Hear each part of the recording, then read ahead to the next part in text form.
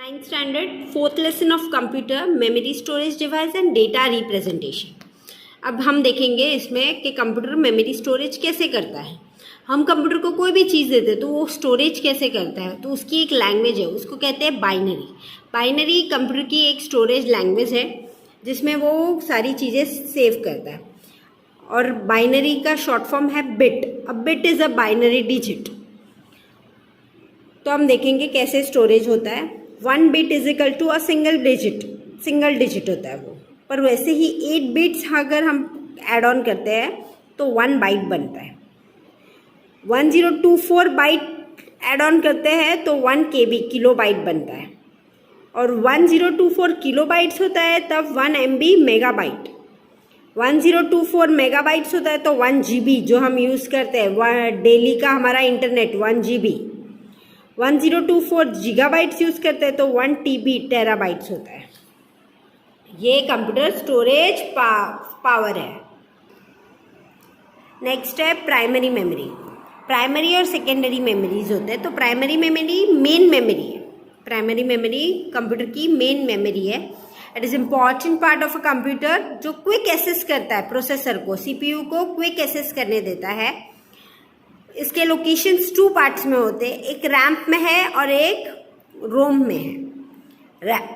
RAM random access memory और रोम read only memory. ये 2 types में प्राइमरी मेमोरी स्टोर्ड होती है कंप्यूटर में। अभी इसमें एक और टाइप दिया है FIFO, first in first out. जो चीज़ हमने पहले सेव की है वो पहले ही आउट हो जाएगी। जब हम डिलीट करने जाएंगे तो हमारा आगे का प्रोसेस अगर सेव हो रहा है तो पहले में जो फर्स्ट सेव था वो चला जाएगा। That is called first in first out. First in first out का पूरा डायग्राम बताया है। जैसे ही फर्स्ट आया दिस इज सिस्टम स्टोर हुआ, पर वो फर्स्ट ही वापस जाएगा जब अगर हम कोई न्यू चीज़ ले रहे हैं। Now RAM is an cheap storage device which is used in computer. बहुत चीप, मतलब वो वाली चीप जो हम मेमोरी कार्ड कैसा हमारा एकदम छोटा और थिन रहता है वैसे ही एकदम पतला है रैम, पर ये सारी चीज़ें सेव कर देता है। पर 2 टाइप्स के रैम्प होते हैं।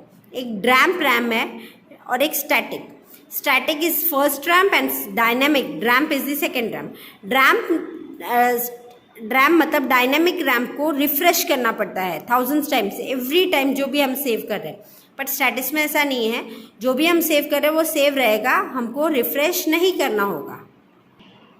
नेक्स्ट है रोम। मैंने बोला read only memory. Read only memory सब मेमोरी कार्ड सब में जो हम सेव करते हैं वो हमने डिलीट कर दिया, पर वो रह जाता है हमारे फ़ोन में, मेमोरी कार्ड कंप्यूटर में, तो वो सिर्फ हम रीड मतलब हम देख सकते हैं पर हम शेयर नहीं कर सकते। That is read only memory. This is difference between of RAM and ROM. Now second part of memory is secondary memory. Primary is the main memory. Secondary is not directly accessible to processor of a computer but requires use of computer input output channels. Such memory is called slow primary memory and secondary memory. This is computer's memory part. Primary, secondary memory. In primary you get ramp and ROM. Ramp you get SPRAM, static and dynamic, 2 types. And ROM you get ProROM, EPROM, ERP-ROM. In secondary you get secondary memory is not the main memory because it is attached to computer. So it is hard disk, CD-ROM, pen drives, memory card, all these are secondary memory. Hard disk, secondary memory का first part hard disk. Hard disk consists of one or more rigid metal. ये एक metal body part होता है जो attach होता है हमारे CPU में। अगर हमको कोई भी चीज़ सेव करनी है तो हमने हमारा हार्ड डिस्क अटैच किया कंप्यूटर में, और वो हार्ड डिस्क में हमने सेव किया है सब कुछ। हार्ड डिस्क कितने मेमोरी पावर की चाहिए हम हमारे चॉइस से ले सकते हैं और उसमें सेव कर सकते हैं हमारी चीज़ें, और फिर उसके बाद वो हार्ड डिस्क में रहेगी जब तक हम डिलीट नहीं करेंगे। It's an permanent memory. CD सबको पता है, नॉर्मली हम CD में भी सेव कर सकते हैं हमारी चीज़ें, पर CD में कम मेमोरी पावर रहता है तो हमारी चीज़ें बहुत कम लेवल में सेव होगी। CD के बाद, CD was the third type, और CD के बाद है DVD, digital versatile disc. DVD CD से ज़्यादा मेमोरी पावर रखता है, तो उसमें ज़्यादा मेमोरी सेव हो सकती है। Then comes pen drives, UCB, USB में भी हम बहुत सेव कर सकते हैं। That can be of 2GB, 4GB, 8GB, 16GB, 32GB। जितने GB हम लेना चाहेंगे उतने GB की पेन ड्राइव आती है, हम सेव कर सकते हैं पेन ड्राइव में हमारी सारी चीज़ें, सारे documents. Data representation into computers memory. Data representation कैसे होता है? तो हम नंबर्स लिखते हैं, नंबर्स में अल्फ़ाबेट्स में सिग्नेचर्स, रुपीज़ के साइन, डॉलर्स के साइन, ये सब डेटा रिप्रेजेंटेशन होता है। डेटा डायरेक्टली नहीं जाता है, हम इस चीज़ों से उनको रिप्रेजेंट करते हैं। सिंबल से रिप्रेजेंट होता है, अल्फ़ाबेट से small, big, upper case, lower case, उसमें ही वो सेव होता है।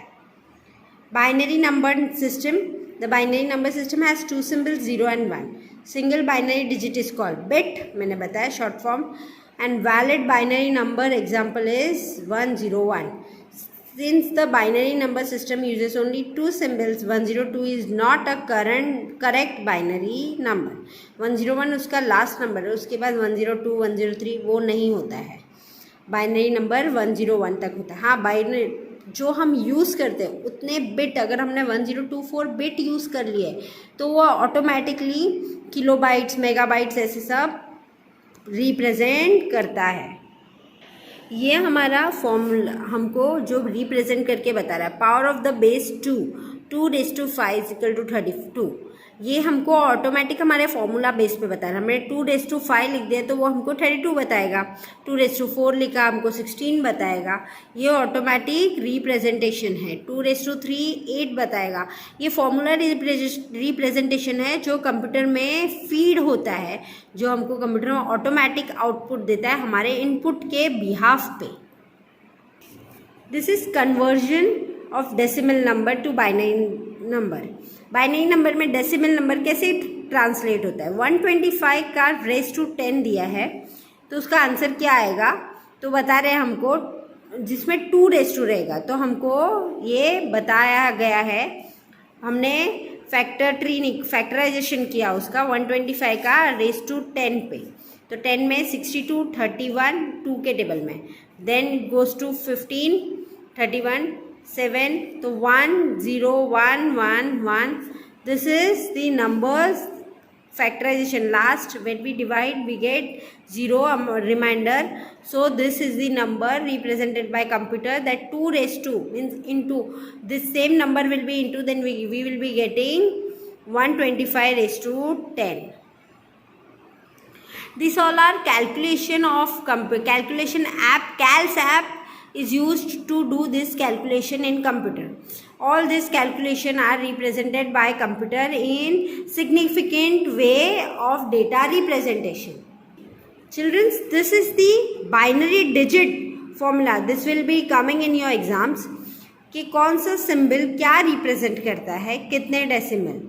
Symbol 7 for decimal 55, this is its binary digit. Same for every, at A, B, C, this is the decimal number for same symbol. Unicode and character description, this is description given to numbers and their unique code. This is the unique code of character formation. हमने सब कुछ देखा इस lesson में। अब हम जो देख रहे हैं वो सारे पाथ है to find your images, find your USB bit map image. हमको बिट मैप इमेज फाइंड करनी है तो .bmp, joint photography expert group .jpg, portable network graphics, portable forms use करने नेटवर्क के तो .png, GIF this is graphic interchange format, TIFF tagged image file format. This is your lesson 4th, students. 9th standard 5th lesson of computer, introduction to operating system. What is operating system? It is the main part of the computer, that is from which computer is running. It is called operating system. It has many types of operating systems. Every PC is very fast if our operating system has good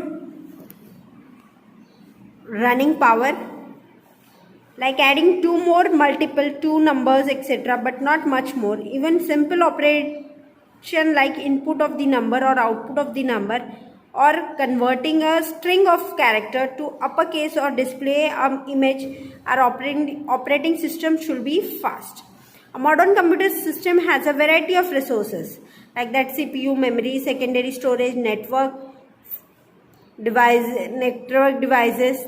These are assisted by multiple programs running concurrently to run two or more application software at a time. Our operating system should be powerful.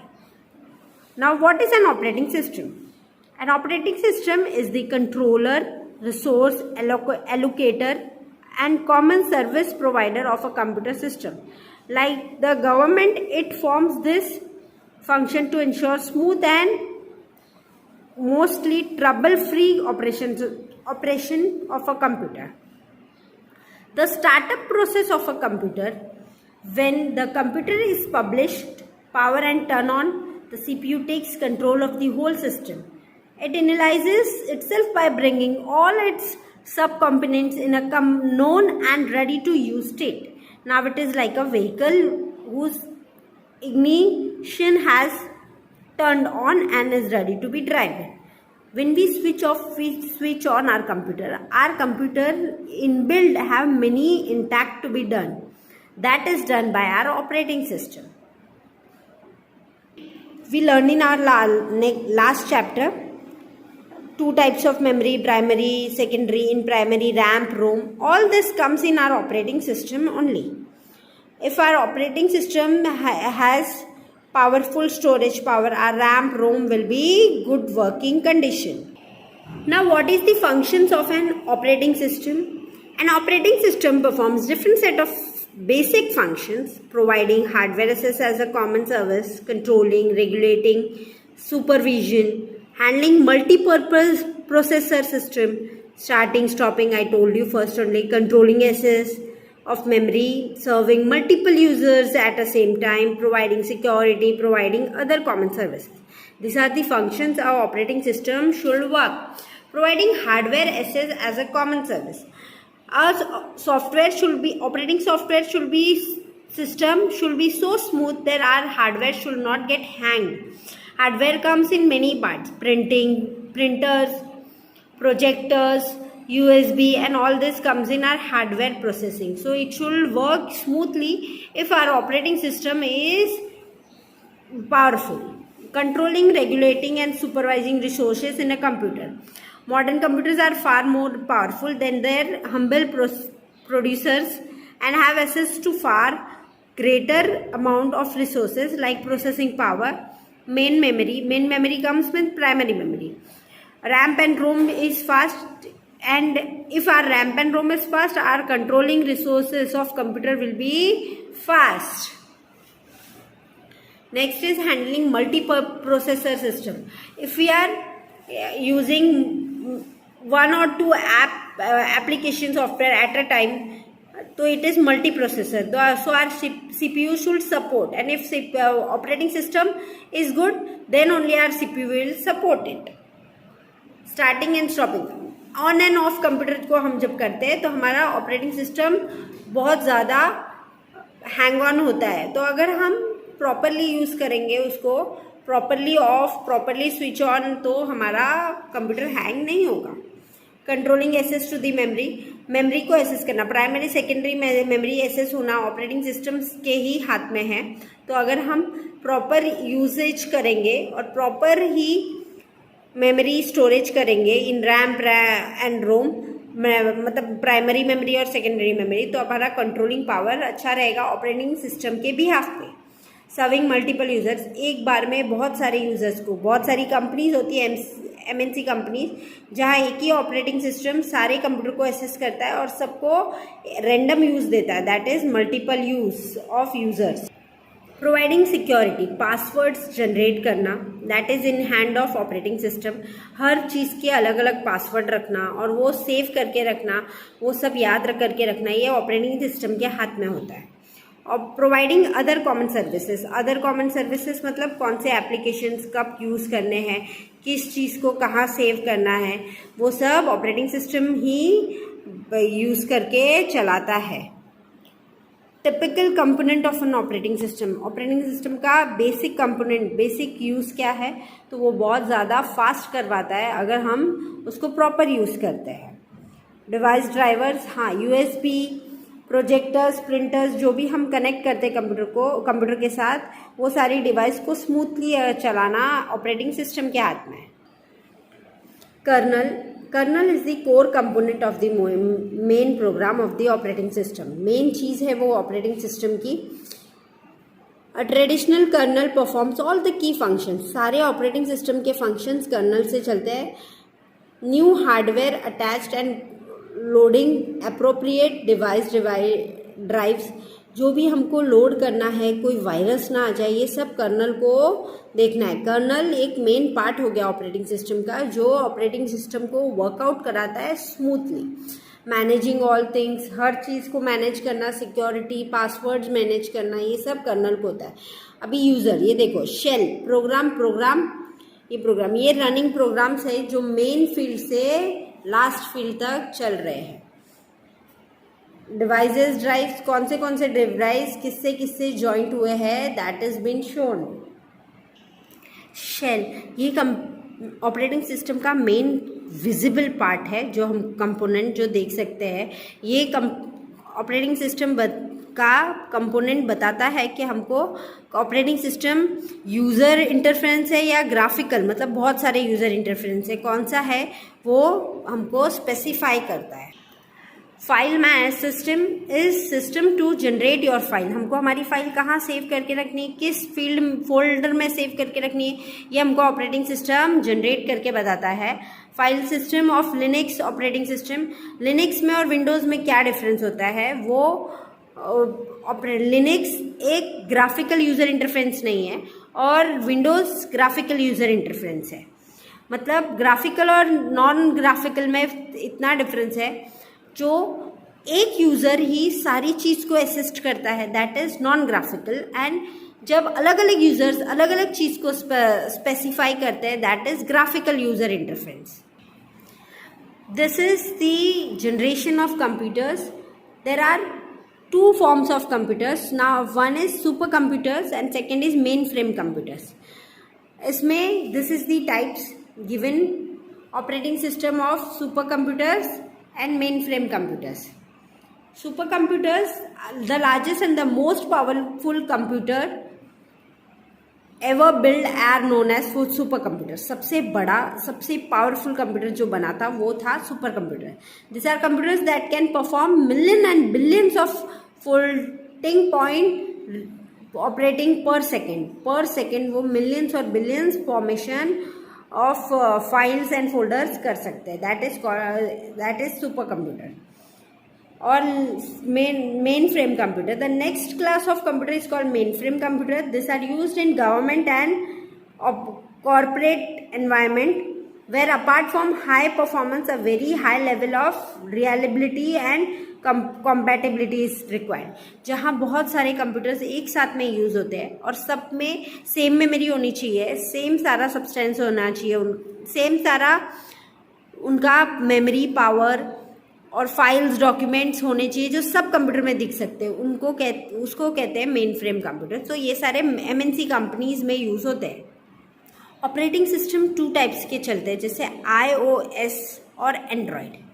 iOS Apple में use होता है, वो operating system Apple के phone, Apple के computer में use होता है. Android वाले जो भी है ऑपरेटिंग सिस्टम, वो हमारे नॉर्मल फ़ोन में और हमारे नॉर्मल कंप्यूटर में यूज़ होता है. This is difference of operating system. What is Android? Android क्या है? Android is a free and open source operating system for smartphone. ये स्मार्टफोन में यूज़ किया हुआ सबसे free source of operating system है. ये हर एक फ़ोन में 2G 3G में यूज़ किया जाता है, 4G में. इसकी सारे जो कंपोनेंट्स है वेरी इजी और iOS जो एप्पल में यूज़ होता है, ओनली एप्पल फ़ोन्स में। हम गूगल पे, ब्लूटूथ ये सब एंड्रॉयड में कर सकते हैं, पर iOS में सिर्फ iOS के सॉफ्टवेयर ही यूज़ होते हैं। This is QR code. Nowadays हम गूगल पे यूज़ करते हैं।